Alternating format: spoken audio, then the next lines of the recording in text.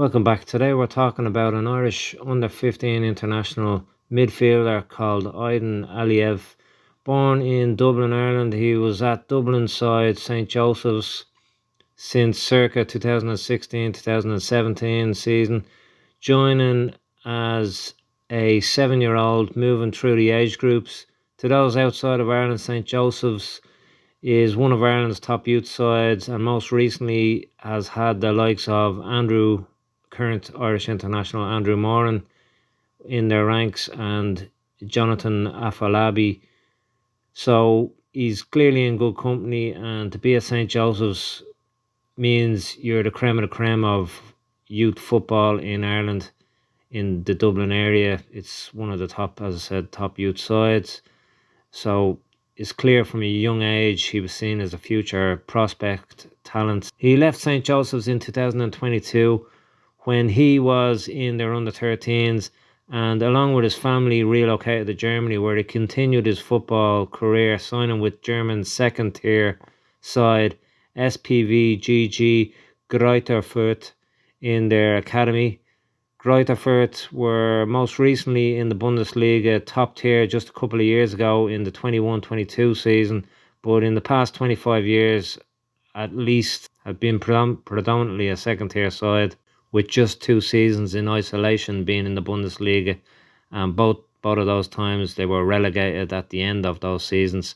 They currently sit in 12th out of 18 teams in, as I said, the second tier in Germany, just 8 points off the top, and by time of recording, after 6 games. So, although they're 12th, they are only 8 points off the top, so who knows? It's only a couple of seasons ago they were there, so I'm sure they have a strong squad. Their logo crest, interestingly, is very Irish looking. It's a green shamrock, and the strip is also like Celtic's, but it appears that's all just a coincidence. I've researched, there's a few suggested reasons for the shamrock logo and their strip, but none of them seem to be conclusive either way, but none of them, regardless, are linked with Celtic or Ireland, it would appear.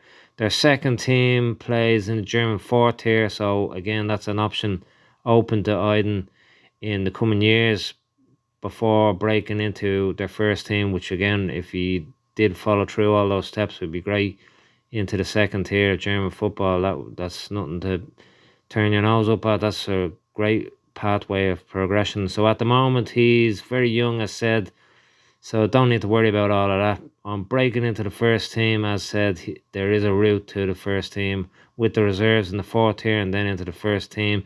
So in theory, a youth player can go right to the very top.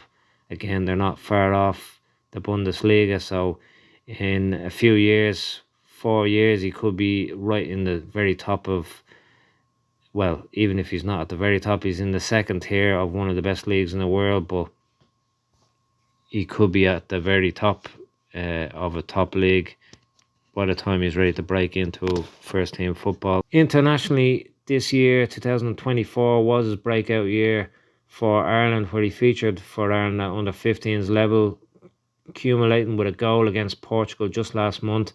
To note, he is also the only player in the current under 15s which isn't based from a League of Ireland club, and most of the under 15s are even predominantly from Dublin sides. I think that's a bit of a touchy point maybe for other teams around the country, but a lot of the better academies perhaps are in, of League of Ireland sides, are in Dublin at the moment. It's something really the FAI needs to sort out to bring through the best crop of players for the international senior team. Great to see him representing Ireland, as I'm sure he has options. His heritage, I believe, is from Azerbaijan, so that's an option to him. And he did train with their youth team back in 2022, so they're aware of him and no doubt keeping tabs on him, as well as Ireland. Also, he's been in Germany for almost 2 years now, so I'm sure the German FA are also keeping tabs via residency, if and when that becomes an option, and trying to get him involved in their youth setup too is something I'm sure they're looking at. In general, it's a tricky one for Ireland to keep talented Irish players involved who may have options internationally, and that's a growing problem elsewhere throughout the youth setup, but even more so until the senior Irish side.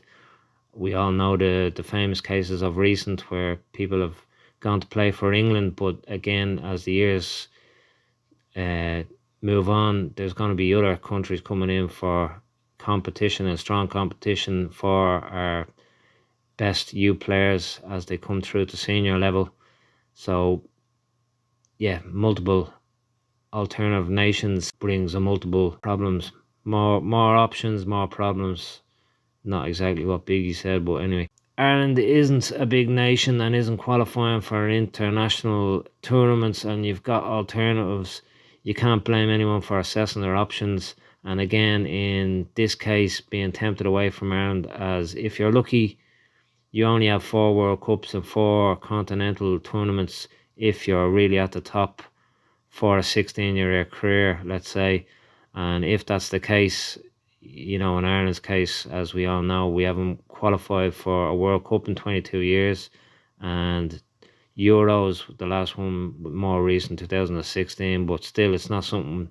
We don't qualify for international tournaments year in, tournament in, tournament out. So there's an option for a country that does qualify regularly or more regularly, or has better options perhaps of winning competitions. You can't blame someone for their head being turned. However, in Aydin's case, he appears fully committed, and I don't want to come across negative on Ireland's qualifying prospects, so hopefully that'll all change in the future for Ireland, in the near future of course. And there is a lot of youth coming through, even though that's something the FAI, as I said, should be more involved with perhaps. But if Germany came into the equation, for example, like England comes into the equation for others of recent, a player's head can be turned, as you not only get the opportunity to play at the highest stage, arguably, but also arguably it in turn increases your exposure, and in turn increases your monetary value and, your wages as well. So you're going to explore options that may be open to you. And again, from a business and professional point of view too, the appeal is there. A long way yet to go for Aydin, of course, when that comes perhaps a really serious decision for him, but he hasn't put a foot wrong as of yet, and he's done everything he has needed to do at this stage and progressed and developed throughout his career to date. Whether by destiny or design, he has done great to date and has as good a CV as any other Irish youth, with a top Irish youth club in St. Joseph's, a German club in the second tier of German football, with a clear route through to first team football in the 4th tier and the 2nd tier of German football, perhaps even the top tier of one of the best leagues in the world. So really at the highest level when he is going to be breaking into senior football. Also internationally with Ireland, again with their under 15s, and no doubt move through the age groups thereafter. So everything really has gone perfect for him as it stands. All he needs to do is stay focused on his craft on the field, continue his progression at club and international level, and hopefully all will go according to plan for him and in the coming years. If you liked the video, send us a like, subscribe, or leave us a comment. We'd love to hear from you. Or buy us a coffee at the link in the description. And as always, we'll be watching.